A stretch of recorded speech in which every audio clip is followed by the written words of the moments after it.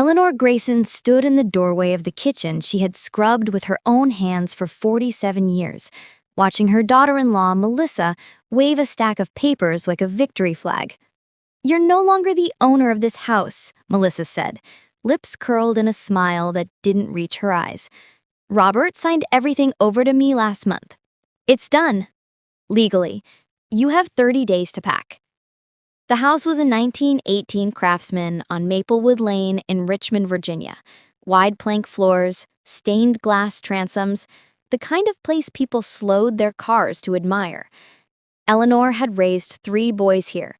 She had buried her husband Tom here right after the cancer took him in '09.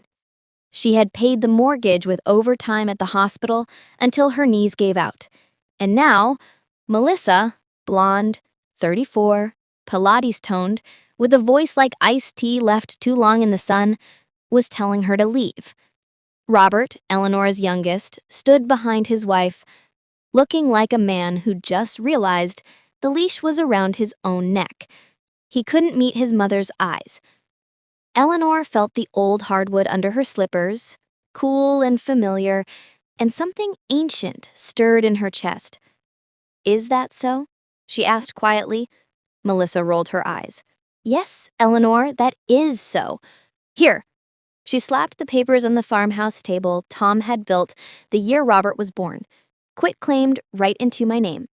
Robert thought it would be easier for taxes and, well, the future, you understand." Eleanor picked up the papers. They were warm from Melissa's manicured hand. She flipped to the signature page. Robert's scrawl was there, shaky but unmistakable. The notary stamp looked fresh.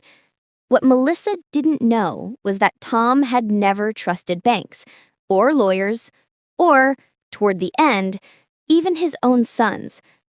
What Melissa didn't know was that the house had never been in Robert's name at all.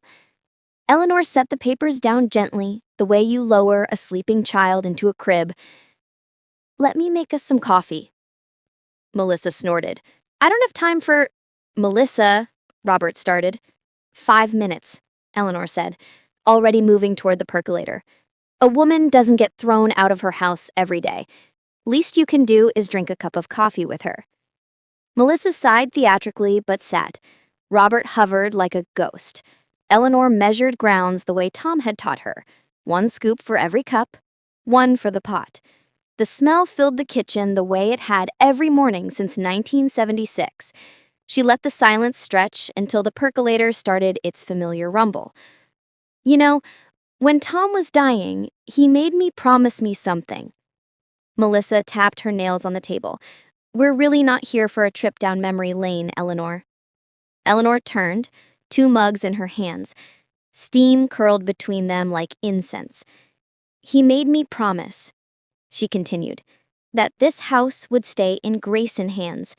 Not bank hands, not lawyers' hands. Grayson hands." She slid a mug across to Melissa. Melissa didn't touch it.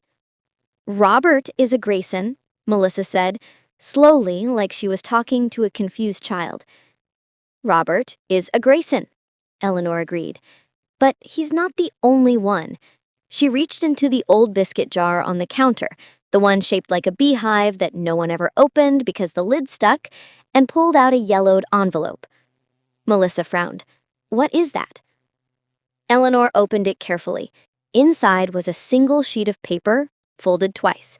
She unfolded it and laid it on the table next to Melissa's quitclaim deed.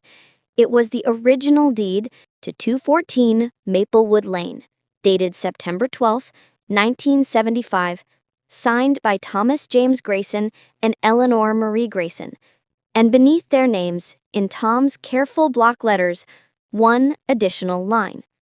"Held in trust for the benefit of Eleanor Marie Grayson for her natural life.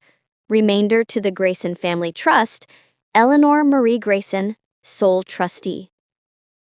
Melissa stared. Robert finally looked up. "Mom," he whispered. Eleanor took a slow sip of coffee. It was perfect the way only 40 years of practice makes it. "You know," Eleanor said, back still turned, Tom never put the house in your name, baby, she said to Robert, not unkindly. He put it in mine.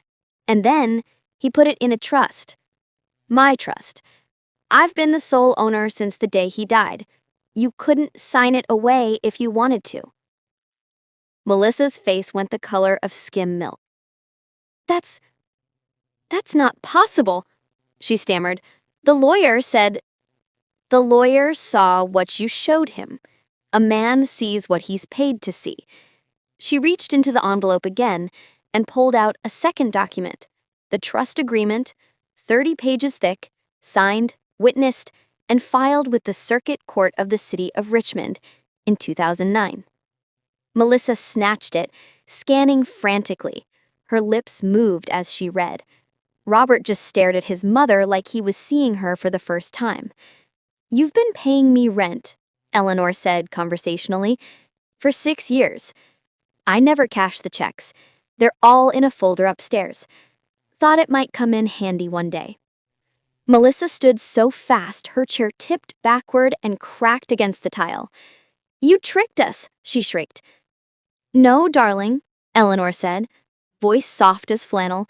You tricked yourself. You moved in here after the wedding telling me you'd take care of me in my old age. Then you stopped asking if I needed anything. Then you started talking about assisted living like I was already gone. Then you forged ahead with this little plan. I didn't forge anything. Melissa's voice cracked. No, Eleanor said, looking at her son. He signed. That's worse. Robert's mouth opened, closed, opened again. Mom, You thought I was old and useless and in the way. You thought wrong. She took another sip of coffee. Here's what's going to happen. You have 30 days, same as you gave me. You can pack your Peloton and your ring light and your cold brew tap and whatever else you brought into my house. After that, the locks get changed. Melissa was shaking now. You can't do this. We'll fight it. We'll sue. You can try, Eleanor said, but the trust has a no contest clause. Anyone who challenges it forfeits everything, even the rent money you thought you were paying. She smiled then, small and sharp. Tom always said, never put your name on something you don't mind losing. I guess he taught me better than he taught you. Robert found his voice. Mom, please, where are we supposed to go? Eleanor looked at him for a long moment. The little boy who used to fall asleep on her chest during thunderstorms, the teenager who cried when his dog died, the man who stood in her kitchen and signed away her home without asking. There's a nice apartment complex off Whole Street, she said. 2 bedrooms. I hear the walls are thin, but the rent is reasonable. Melissa made a sound like a wounded animal and stormed out. The front door slammed hard enough to rattle the stained glass. Robert lingered. I didn't know, he said hoarsely, about the trust. She said it was just paperwork for taxes. Eleanor looked at her youngest son and felt something inside her crack, just a little. I know you didn't, baby, but you should have asked. He left without another word. 3 weeks later, Eleanor sat on the front porch swing, the one Tom had hunned the year they moved in, watching the moving truck pull away. Melissa hadn't spoken to her once. Robert had tried, twice, but the words dried up in his throat both times. The house felt huge and quiet and perfect. That night, Eleanor poured herself a glass of the good bourbon Tom had saved for special occasions. She walked through every room, touching the banister he'd carved, the windowsills she'd painted a dozen times, the kitchen table with the permanent scar from when middle son Jamie tried to build a rocket in 5th grade. She raised her glass to the empty house. To you, old man, Eleanor whispered. You were right about everything. Then she opened her laptop. She wasn't as helpless with technology as they thought, and listed the upstairs bedrooms on Airbnb. Charming historic home, quiet street. Hostess has excellent coffee and 0 tolerance for nonsense. Within a week, she had bookings through next summer. Artists, writers, a lovely lesbian couple from Asheville who left her 5 stars and a tin of homemade peach jam. Robert texted once 6 months later, "Can we talk?" She replied, "Door is always open, but the coffee is $4 a cup now. Inflation." He never answered.